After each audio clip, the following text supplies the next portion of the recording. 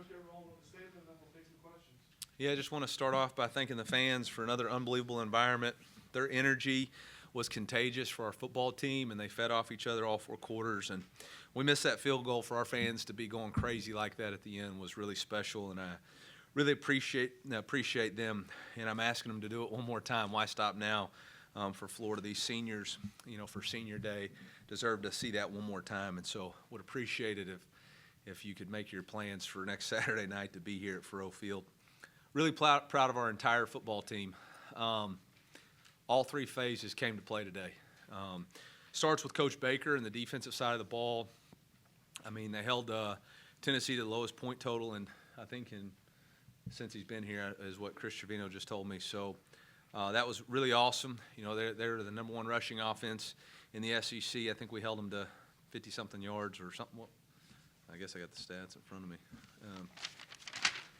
Well, it doesn't matter, but held them to 83 yards. We ran the ball for 255. Obviously the pick 6 at the end was really impressive by Dalen Carnell, but overall, just defensively, the way they played was unbelievable. Offensively, controlled the clock the entire game. I thought the individual play of Cody Schrader was unbelievable for him to put us on his shoulders the way he did. Incredible. I mean, I don't know that there's a more impressive performance than to rush for 207 yards and to receive 116 yards out of the backfield. What an incredible day that little Superman had for us. I can't call him the Smurf anymore. He's risen to a new level. He's Superman now. So really proud of him. And then lastly, we're the Tennessee State champs. We beat Vandy, Tennessee, Middle Tennessee, and Memphis this season. So we'll go ahead and take that honor too. So with that, I'll open it up for questions.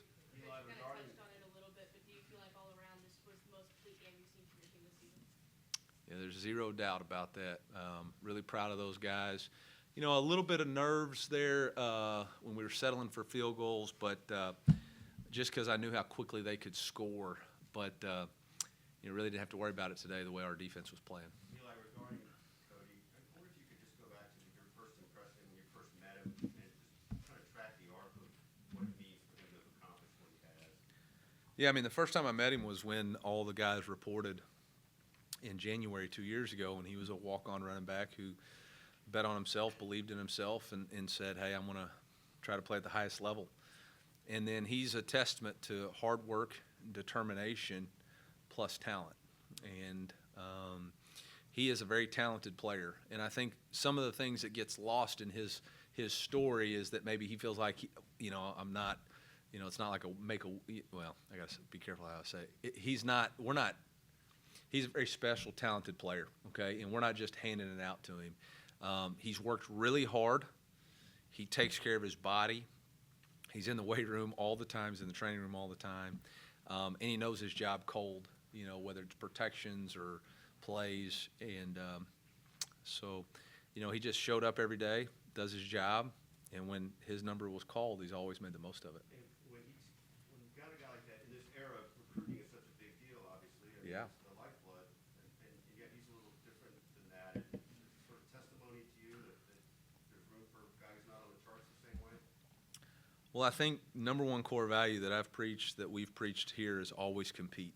And that's an open invitation to anybody that believes in themselves, that believes they can come in here and compete. We're going to have an opportunity for you. And every day you got to compete. And whether we're talking about Cody Schrader or Brady Cook or Armand Mimbu or Javon Foster or Tyron Hopper or Chuck Hicks, these guys just showed up every day to compete, and their ascension has been pretty special. We talked about his toughness, his Yeah. dedication, but his skill, his speed, what makes him so hard to bring down, and also what makes him better as the game goes along? He's just so gritty. I mean, he's got a stubborn refusal to quit in anything he does. He's got really big lower halves. He's just a butcher ball of muscle. He's got great instinct, short area quickness.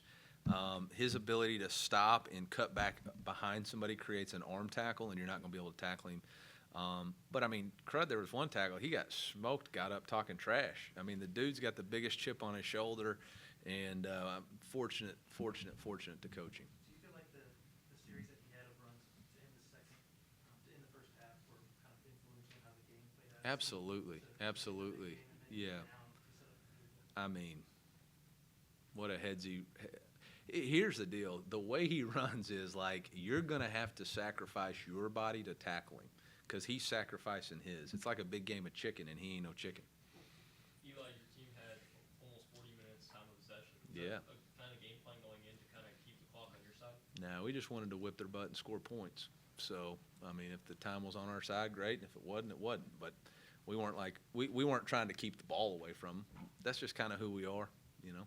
They do a good job of playing some deep zone cover and not allowing you to really try to have explosive plays down the field. So we had to be a little bit more gritty to try to score or just hand it to Cody. Cody, Coach, you talked about earlier in the week that if you were going to win this game, it was going to mean stopping the Tennessee run game that you Yeah. spoken very highly of. Yeah. What went into preparing for that, and how did Coach Baker end up stopping the run in order to meet those goals? He didn't make any tackles today, but Coach Peeps and Coach Smith and Coach Davis had a really good plan. We went to a sub package 3 down front, and we kind of chopped up their front a little bit. We had some of their keys. Jake Olson, one of our analysts, had identified a couple of tendencies that they had, not signals. Okay, not Connor Stallion, all right. But we had identified a couple of things that we felt like were going to be crucial for us. And then at the end of the day, all the best laid plans of mice and men, you got to go execute. And I thought Darius Robinson, Christian Williams, Jaden Jernigan, Josh Landry, Johnny Walker, Tristan Newsom had to come in and replace Hopper with his ankle, and Chuck Hicks again played unbelievable. You know, all those guys. And then, you know, I talked earlier in the week too about we needed some overlap in our run fits, and I thought JC did a really nice job. So did Trevez. I think he had 8 tackles, and that was a big difference. Coach, it seems like when this team gets knocked down, they don't really blink. Yeah. Fall to Georgia, put 36 up tonight. Brady throws an early pick. Team doesn't blink, gets right back to it. What is it about the resiliency of this team? Can't kill us. We've already been killed. I mean, we've been at the bottom. We were in hell last year. You know, you lose some of those games the way we did, it don't get much worse than that, you know. And so this team just said, hey, you can't kill us. We're going to fight our way out. We're going to fight for each other. And I really think that's I think that's really it. I mean, there ain't nothing y'all can do to us. I'm not saying y'all. I'm just saying there's nothing anybody can do. Like, we've already been there. Now it's just about fighting for each other, playing for each other, and we're pretty talented too, you know. Coach, is that where the 4 quarters of hell tackle came up this week as far as just you've already been through hard times? Yeah. Yeah, we're willing to go down to the depths and fight our way out, and we got to see if anybody else will go down there with us. But this team refuses to quit, and we got, 2 really difficult games left. You know, it's going to be senior week next week, and then we got a short week for a trophy. But we got a lot left to play for. I know that, and I know this team's motivated to play. For a national audience that maybe is just now discovering Cody Schrader, should there be a Heisman campaign for Cody Schrader? Absolutely. If you're talking about the best player in college football, who's done more for his football team than anybody else, he's the leading rusher in the SEC. When's the last time the leading rusher in the SEC on a top 10 team wasn't considered for the Heisman? I think you'd be long. I don't know. Maybe Dave Matter, who works in our SID, could look that up for us. But, I mean, I think so. I think so. Tonight's performance, look at last week versus Georgia. That hadn't been done in however many years. 3, LSU, South Carolina, and the guy shows up in the biggest games and the biggest stages.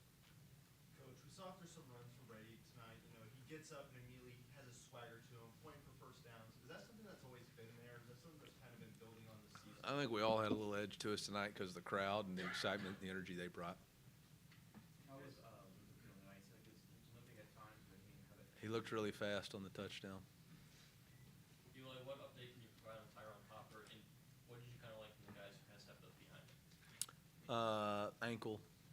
Ankle injury. Nothing's broke. Sprain.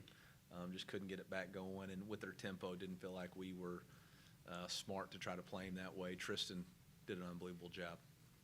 How have you kind of seen Tristan grow kind of as a player in your time here? Yeah, I think he's a great story of just sticking to the process. He had a really good spring, And then fall camp, it didn't really click the way we thought it would, and probably wasn't getting the reps that he expected, but he just kept sticking with it, kept meeting extra with Coach Smith, kept practicing hard, and bought into his role on special teams, covering kicks, doing whatever we asked him to do, and then tonight got some extended time, and his confidence is growing.